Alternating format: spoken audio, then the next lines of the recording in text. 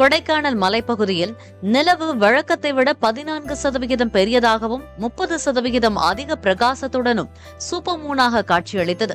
நிலவு பூமிக்கு மிக அருகில் வரும் பெரிஜி என்ற புள்ளியின் போது பௌர்ணமியும் சேர்ந்து வந்தால் இந்த சூப்பர் மூன் நிலவும் என அறிவியலாளர்கள் தெரிவித்தனர். பெரிய வெள்ளை நிற பந்து போல காணப்படும் இந்த சூப்பர் மூனை இன்றும் காணலாம் என தெரிவிக்கப்பட்டுள்ளது.